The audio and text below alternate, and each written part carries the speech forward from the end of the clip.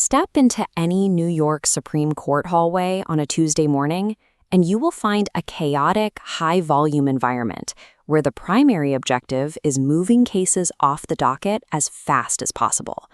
In the middle of this rush, attorneys are routinely handed the official form Preliminary Conference Stipulation and Order, a dense document they are expected to fill out quickly in the corridor.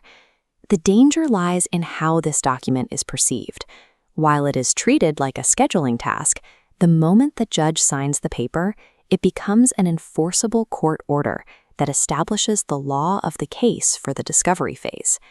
Buried within that standard boilerplate are clauses that, if left unchallenged, force counsel to inadvertently waive statutory protections provided under the civil practice law and rules and the domestic relations law.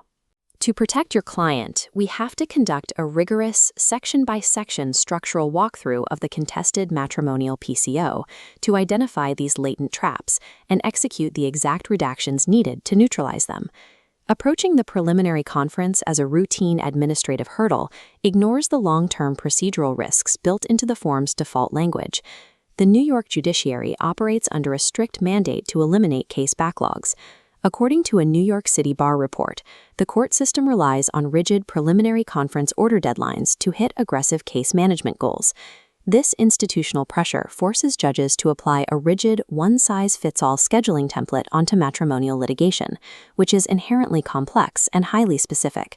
Courts enforce these deadlines through CPLR 3126, which arms judges with severe sanctions for noncompliance, including the outright preclusion of vital evidence at trial. Once that PCO is signed, you are locked into the procedure. An attorney cannot unilaterally extend those dates. Any change requires filing a formal motion and demonstrating strict good cause to a judge, who is incentivized to deny it. Many practitioners rely on a culture of laxity, assuming the judge will simply issue a new order if deadlines slip. In the current judicial climate, that assumption is a massive professional gamble. Because of these procedural hurdles, the attorney's primary defense is the aggressive, preemptive modification of the form before the judge ever sees it. Let's look closely at sections A and E of the official form. Notice these blank deadline lines, demanding dates for counsel to assert challenges to premarital agreements or to make summary judgment motions. This creates a statutory conflict. Challenging a separation agreement requires a plenary action and full disclosure. That staggered, long-term timeline directly collides with the PCO's short-term deadline. Furthermore, setting a summary judgment date before issue is joined violates CPLR 3212, which requires complete pleadings. The tactical fix is straightforward. Strike the deadline line entirely. In its place, insert custom language explicitly reserving the client's right to commence a plenary action. You must use exact phrasing stating that the failure to make a motion by the time agreed upon in this form will not constitute a waiver of the right to make any other motion regarding that agreement at a later date. Agreeing to pre-joinder deadlines on this form strips away your strategic leverage, forcing you to litigate complex agreements before the discovery phase even truly begins. Moving to Section B, which covers grounds for divorce, you will find a checkbox asking if the grounds are resolved on an uncontested basis. Checking this box triggers a public policy trap. New York law dictates that a contract to obtain a divorce is void. If the opposing party agrees to proceed uncontested and later changes their mind, you cannot legally compel them to follow through based on the PCO. To structurally fix this, append conditional language.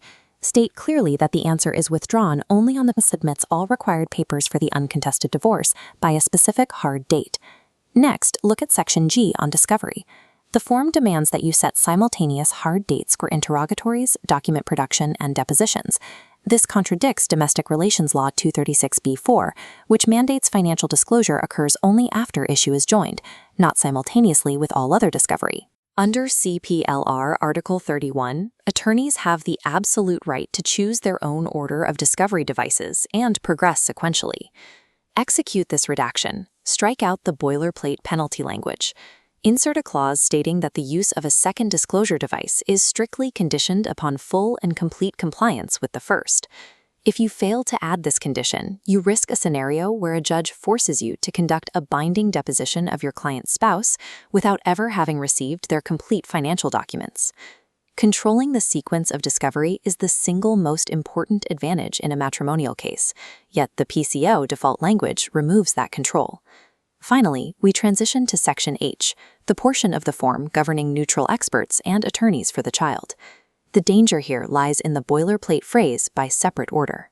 Signing this gives the court the authority to designate the payment and source of funds for these experts without conducting a formal financial review. The legal consequence is severe. By agreeing to this text, your client waives their right to an evidentiary hearing regarding the necessity, the reasonableness, and the ultimate apportionment of those expert fees. You must add a strict addendum here. Insert a demand stating that any fee allocation requires a formal motion pursuant to 22 NYCRR 202.16K. That specific rule forces the submission of a current statement of net worth. It ensures the financial realities of the parties are legally established before any fees are ordered or allocated. Protecting a client's marital assets starts on day one by refusing to give the court a blank check during a preliminary scheduling conference. Taking a step back from the granular details of the document, we have to look at the broader landscape of matrimonial litigation. Keep this strict truth in mind. The preliminary conference order is a stipulation between parties. It is not a dictation from the bench. Your ultimate leverage lies in the fact that a judge cannot compel a lawyer to sign a stipulation containing terms they haven't mutually agreed upon. Your core defense mechanism is precise. Redact boilerplate aggressively, append clauses conditionally, and never waive your statutory sequencing rights before issue is joined. Aggressive management of the preliminary conference order serves as the first tactical victory in the case, defining the landscape where the rest of the